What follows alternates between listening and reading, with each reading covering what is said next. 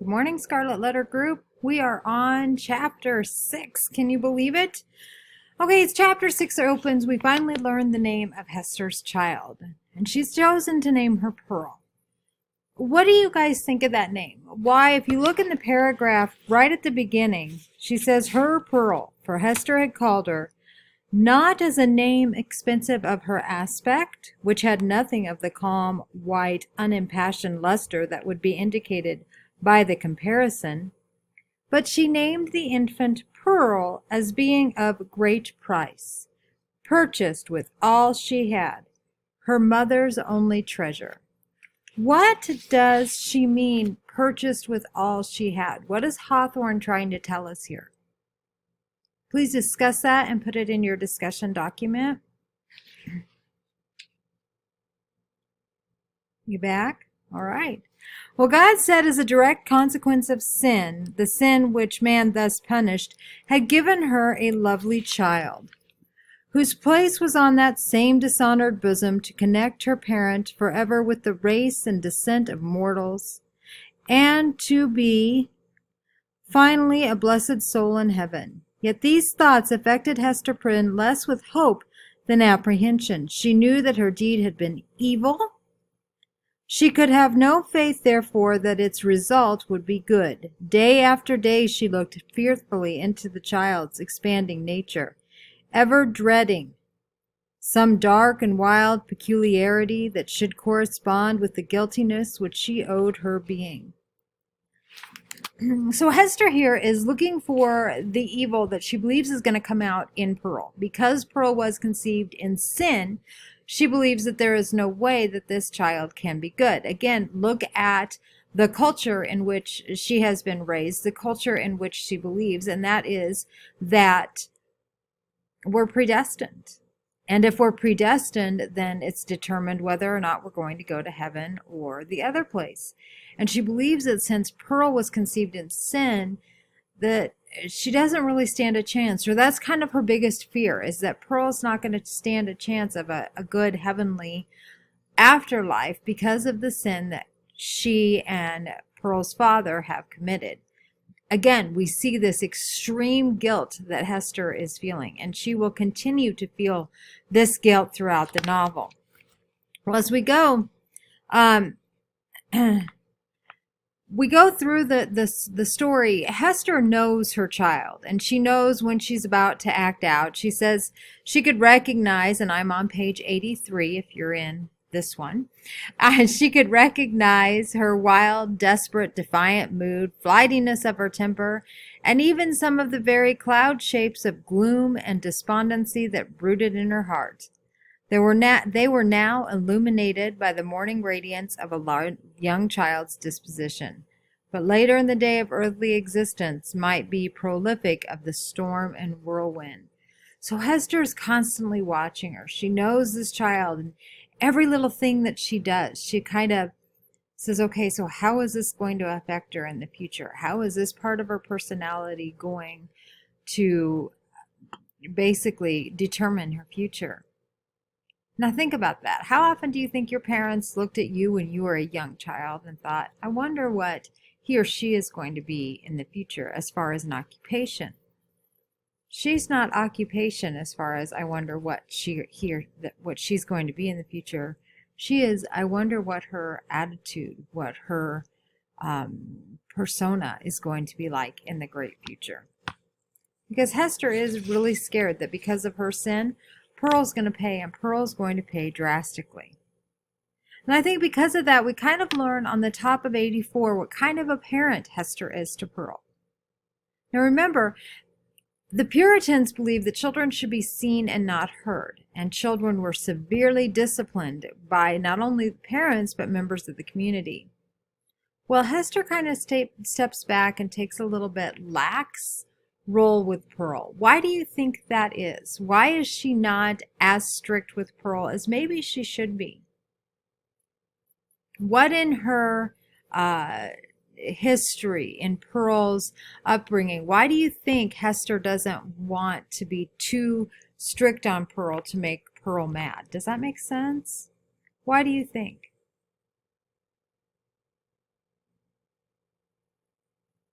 Are you back? Did you guys discuss it? My opinion is, and I could be completely off, Pearl's her only friend.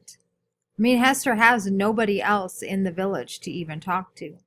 And she doesn't want to alienate Pearl, so she goes a little too lax with her, trying to make her more of a friend than a daughter, trying to be more of her friend than her parent. Do parents do that now? Do we notice that in society now? I think sometimes we do. All right. Well, as the chapter goes on, we learn a little bit more about how Pearl is treated. Now, look at the kids in her community, the baptized. What did she say? No right among Christian infants. What does that mean? Do the children who have been baptized, do they have anything to do with Pearl? Why not? Why don't they have anything to do with Pearl? What has Pearl done wrong? Discuss that, please. Now, if you've unpaused me again, I want you to pause me again and talk about yourselves. Do we do this?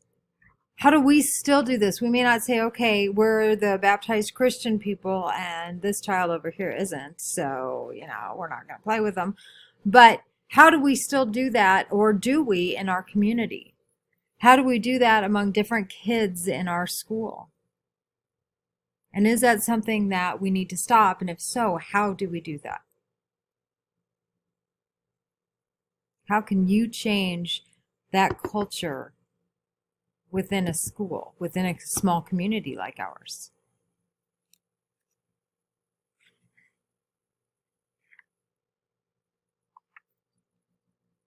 Are you back?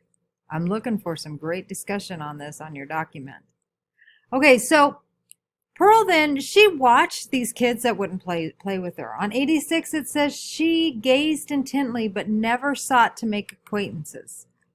Now, you guys all know my daughter. She's going to go up to anybody and ask them to play, but Pearl doesn't. What do you think Pearl knows from a young age? Do you think she understands from a young age that she's not welcomed among these children? I think so. It goes on to say at the bottom of 86 that mother and daughter stood together in the same circle of seclusion from human society, and in the nature of the child seemed to be perpetuated those unquiet elements that had distracted Hester before Pearl's birth, but had since begun to be soothed away by the softening influences of maternity. So Hester loves this child. And she's like, well, if it's just going to be us, then I'm going to make the best of it. And she really does try. We learn on 87 that Pearl likes to play by herself, with the different things. Sticks, trees, flowers, whatever. She's playing with them. But notice also on 36, it says she never created a friend, but always seemed to be sowing broadcast the dragon's teeth, which sprung a harvest of armed enemies against whom she rushed in battle. And I don't know how many of you had imaginary friends growing up, or your siblings or cousins or somebody you knew had an imaginary friend growing up. But Pearl doesn't create friends. Why? She only creates enemies that she's constantly going into battle with. Why? What does this tell us about Pearl? What does this tell us about Pearl's feelings?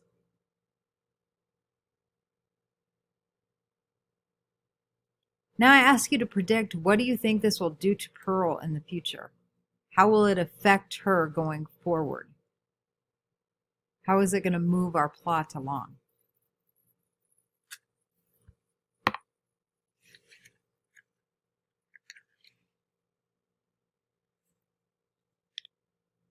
Are you back? All right.